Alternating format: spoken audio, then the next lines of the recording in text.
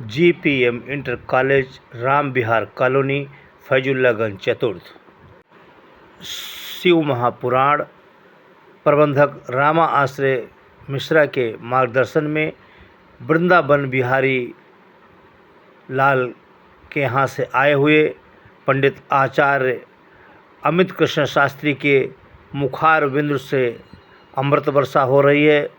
शिव महापुराण यहाँ पर चल रही है, जिसको देखने और सुनने के लिए दूर दूर से लोग आ रहे हैं। देखिए शिव विवाह का क्या मनोहरम दृश्य है, आप देख सकते हैं RNT न्यूज़ चैनल पर। इस अवसर पर क्षेत्र में समाज सेवियों को सम्मानित भी किया जा रहा है। आप आएँ और शिव महापुराण के दर्शन करें।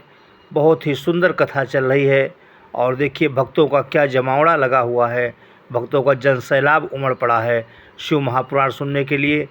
और पंडित आचार्य अमित कृष्ण शास्त्री जो अमृत रूपी वर्षा रहे हैं। आप देखें RNT न्यूज़ चैनल पर, यहाँ पर संपादक नवल किशोर त्रिपाठी को सम्मानित किया गया। आप देखिए तमाम तरीके के लोग यहाँ पर आए हैं। प्रस्तुत है एक विशेष रिपोर्ट।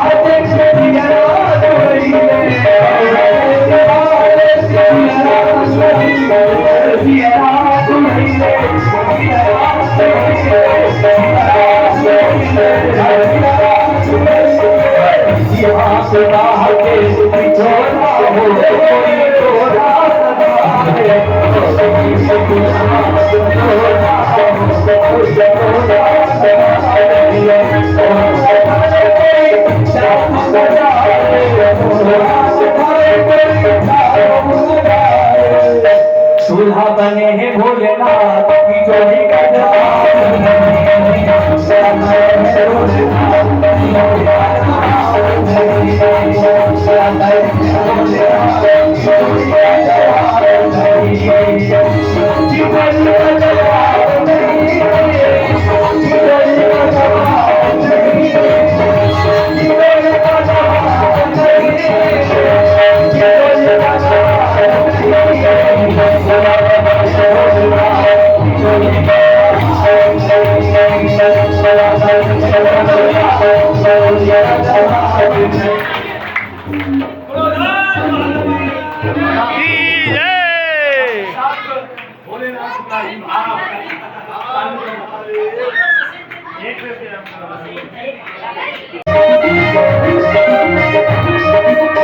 मुश्किल से दूल्हा हो गए राजी, पीके में माने का सोना शिवाजी।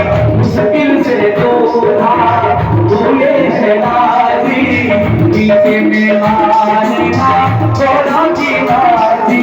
मेरी बेटी कभी न देगी, मेरी बेटी कभी न देगी, हाथों में मोरा की शादी है भोले बाबा के साथ, मोरा की शादी है भोले बाबा के साथ। ढोलक में निकाले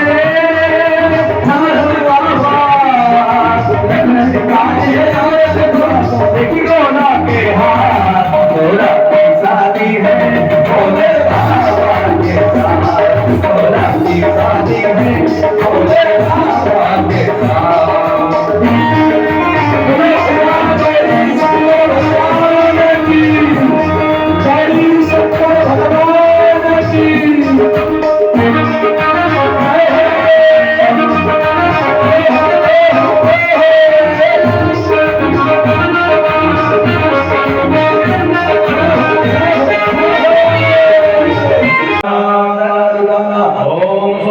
इंद्रो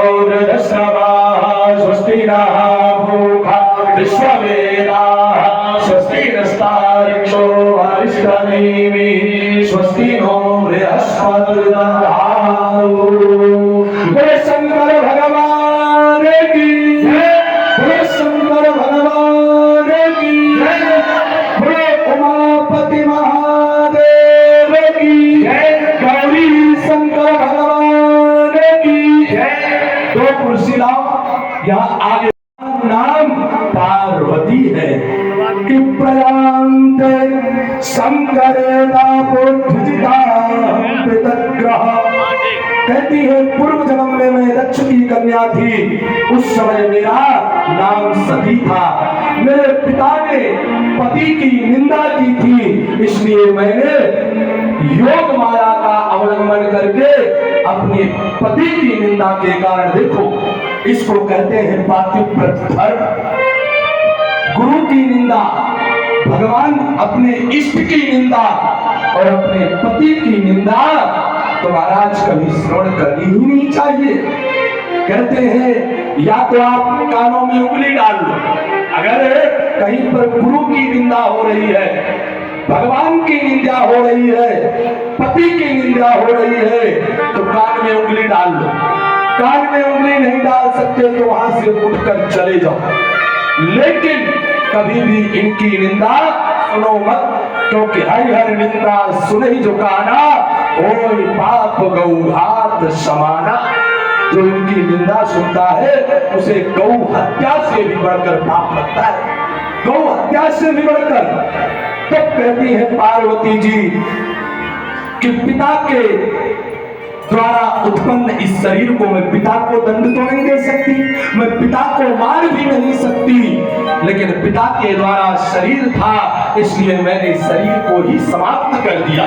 और शरीर को समाप्त करके मैं शिव की, शंकर जी के लिए इस पार्वती के रूप में प्रकट हुई। बहुत समय तक कठोर तपस्या करने के बाद भी मेरे प्राण वल्लभ सदाशिव मुझे प्राप्त नहीं हुए, किंतु आपको देखकर क्षण मात्र के लिए रुक गई। अब आप जाइए, शिव जी ने मुझे अंगीकार नहीं किया, इसलिए मैं अब अग्नि में प्रवेश करूंगी। जहां जहां जन्म लूंगी वहां भी शिव को ही वर रूप में प्राप्त करूंगी। पार्वती स्वयं ब्राह्मण वेश में शिव जी से कह रही है कि गच्छत्वं प्रविश्याम्यग्नो शिवेनांगीकृतान् यत्र यत्र जनर्लप्से वरिष्यामि शिवं वरम्। कहती है इस प्रकार कहकर पार्वती ब्रह्मचारी द्वारा बार बार मना करने पर भी अग्नि में प्रवेश कर गई। पार्वती के अग्नि में प्रवेश करते ही उनकी तपस्या के प्रभाव से वह अग्नि उसी समय शीघ्र चंदन के समान शीतल हो गई। ये देखिए, यह है पातिव्रत धर्म का लक्षण। पातिव्रत धर्म जिसके जीवन में है, अग्नि की क्या औकात कि उस स्त्री को जला दे, क्या वर्णन है देखिए। वो अग्नि सीख गई, चंदन की तरह शीतल हो गई। क्षण भर में अग्नि में रहने के बाद जब हुए दुलोक जाने को उद्यत हुई, विप्र रूप भगवान शिव हंसते हुए उन सुंदरांगनी से सहसा पूछने लगे, हे भद्रे, हे पार्वती, तुम्हारी कैसी तपस्या? मुझे तुम्हारी इस तपस्या का कुछ फल जान नहीं पड़ता। अग्नि ने तुम्हारे शरीर को भी नहीं जलाया और तुम्हारा मनोरथ भी प्राप्त नहीं हुआ। इसलिए हे देवी, सब प्रकार का आनंद प्रदान करने वाले मुझ विप्रवर के सामने तुम अपना मनोरथ ठीक से कहो। इस प्रकार से सुंदर भगवान शिव और महाराज पार्वती की सुंदर चर्चा होते हुए अंत में सखी के द्वारा जो कहा गया वह तो परिहास मालूम पड़ता है। यदि यथार्थ है तो देवी अपने मुख से कहें। इस प्रकार जब जटाधारी ब्राह्मण ने कहा तो आप देवी माता पार्वती ने अपने मुख से ही महाराज जोई भगवान शिव की निंदा की। पार्वती ने ब्राह्मण से कहा, अगर आप ब्राह्मण होते तो मैं इसी वक्त तुम्हें श्राप से जलाकर राख कर देती, या तो अभी मेरे आंखों के सामने से हट जाओ, नहीं तो मेरे कोप का भाजन तुम बन जाओगे। महाराज इतना सुनकर भगवान शिव ने अपना स्वरूप नहीं दिखाया। शिव की निंदा जोई हुई मानो पार्वती के नेत्र की तरह, अंगारे की तरह दहकने लगे। महाराज शिव जी ने जब ऐसा स्वरूप देखा तो शिव जी कुछ क्षण के लिए शांत हुए और ब्राह्मण को फटकारना। उसके बाद महाराज जब शिव जी ने हर प्रकार से परीक्षण कर लिया, जब हर प्रकार से शिव जी ने पार्वती को हर प्रकार से परीक्षा में पास कर दिया, अब भगवान शिव अपने स्वरूप में प्रकट हो गए। बोलो शंकर भगवान की।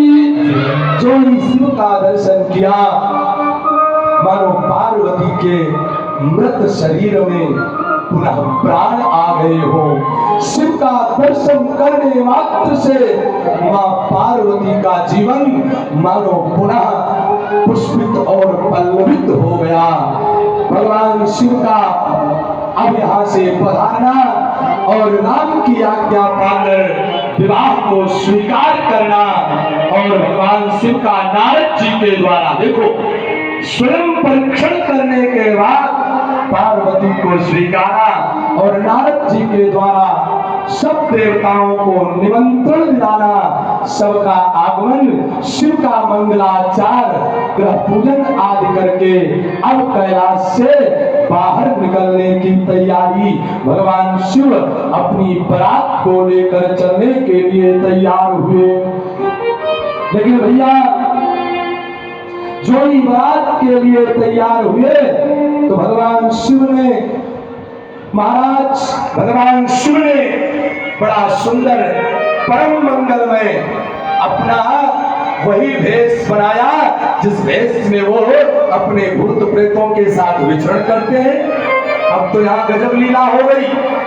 उधर सारे देवता निमंत्रण दिए गए और इधर भोलेनाथ ने अपने सारे गणों को भूत भावन प्रेत पिशाच डाकिन साकिन सभी को निमंत्रण भिजवाया और महाराज निमंत्रण भिजवाकर सभी को कह दिया चलो बारात में। जो ही देवताओं ने देखा, रे बाबा ये कैसी बारात है तुम्हारी, ये तो बड़ी खतरनाक बारात है, इस बारात में कैसे हम लोग चलेंगे। भगवान शिव कहने लगे देखो भैया ये भूत प्रेत पिशाच ये हमारे घर के लोग हैं, ये तो हमारी बारात में जाएंगे ही जाएंगे, तुम लोग जैसा करना हो करो। सारे देवता बोले सुनो बाबा हम साथ में नहीं चलेंगे, क्यों, हमारी भी इज्जत मिट्टी में मिलेगी। भगवान भोलेनाथ कहने लगे इज्जत मिट्टी में मिले या राख में, हमारे जो भूत प्रेत पिशाच है ये तो बारात में जाएंगे ही जाएंगे, तो क्या करें। देवता बोले तो फिर हम आगे आगे चलेंगे, आप अपनी बारात लेकर आना। भगवान शिव बोले ये हमें मंजूर है, लेकिन हमारे गण बारात में जरूर जाएंगे।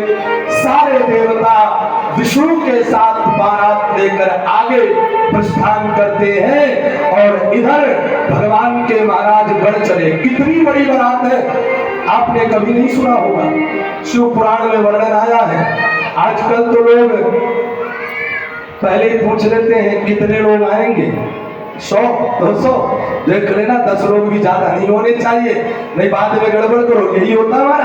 पहले निर्णय कर लेते हैं भाई 50 ही लाना, 100 ही लाना। बारात वाले लड़के वाले भी भैया बेचारे डर डर के 100 की जगह 90 ही रखते हैं, कहीं गड़बड़ ना हो जाए हाँ सामने वाला। लेकिन 1000 बुलाने वाले भी है, 10,000 बुलाने वाले भी है। लेकिन भगवान शिव की जरा बारात देखिए, बारात चली है तो शंख कर्ण नामक गणेश्वर अपने 1 करोड़ गणों के साथ में बारात के लिए निकले। कितने?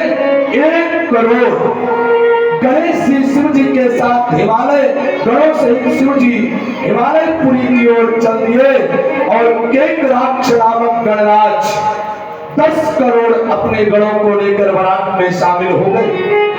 गणनायक विशाख 4 करोड़ गणों को लेकर के बारात में शामिल हो गए। गणश्रेष्ठ पंजाब 9 करोड़ अपने गणों के साथ बारात में शामिल हो गए।